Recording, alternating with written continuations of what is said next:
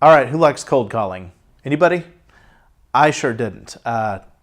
We know our subject matter very well sometimes. We know our product very well, but walking into that unopened door is just a whole different ballgame. So I'm going to share 5 tips with you guys on that helped me throughout my sales career. We're going to call this warm calling. And we're going to start with some very good advice I got very early on.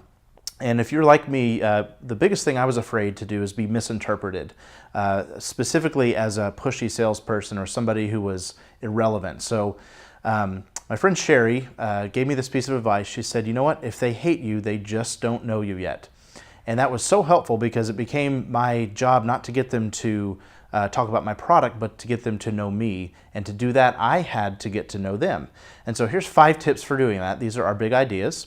We're going to talk about the inside champion, setting the anchor, bringing free ideas, using the milk route, and news alerts. So the inside champion, most of us tend to think of selling as reaching the decision maker, getting an appointment with the decision maker, and that's part of it. But before we ever do that, winning over the inside champion is extremely important. This could often be an office manager, could be a receptionist, could be a friend, but it's the person who knows everything about the person that you might need to talk to make a decision.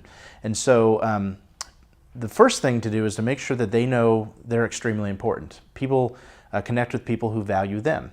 And hopefully you actually value them. If you don't, you need to probably be looking at a different presentation. But the inside champions are your investigators. They can tell you everything about the schedule, about what that person might be thinking about. They can tell you how the business operates. They often know more about the business operating than the actual business owner.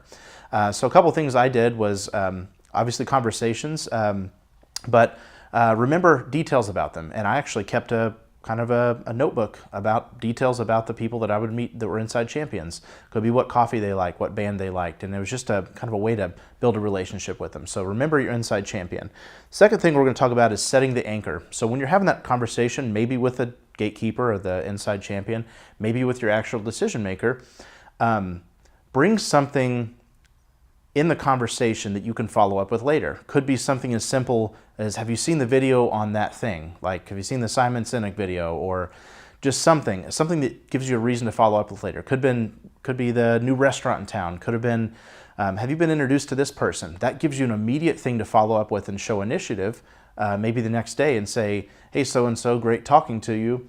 Here's that thing I was talking about. So set the anchor with that. The third is free ideas. Now, don't misuse this as a tactic. This is really how you should be as a professional anyway, in my opinion. But the key to getting is giving. And so we're going to employ that in cold calling by bringing an idea, being the consultant by consulting them before they pay you. Nobody has to give you this magic job title as a consultant.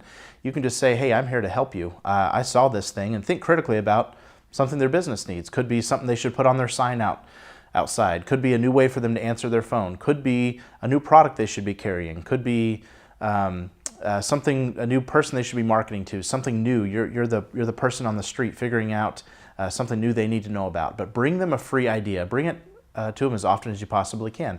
Maybe it's a campaign, or maybe it's something that you found in another market that worked really well, and say, hey, have you tried this? 4 is called the milk route. Now, Brian McDonough taught me this. And the chances are, if you run into somebody today that's your decision maker and you get FaceTime with them today at 2 o'clock, next week, the exact same time and place, they're probably going to be there. We're all creatures of habit.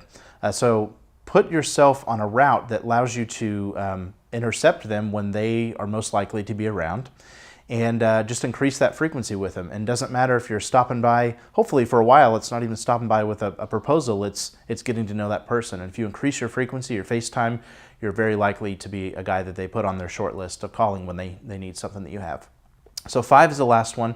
This is setting news alerts. Now, it's very easy now using Google News Alerts, or another tactic is the Flipboard app you can download. And basically you're putting in a topic, you're putting in something about the industry of the person you're wanting to talk to, so you become aware of new information, new digest that comes out.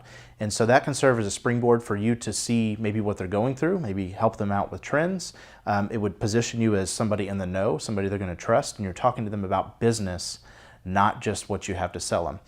So if any of those are particularly helpful to you, or you think they might be helpful to somebody else, we would love for you to share this. Tag a salesperson, or tag maybe a young professional that might benefit from the advice, or give us a call and we'd be happy to talk to you about sales tactics at Frank and Maven.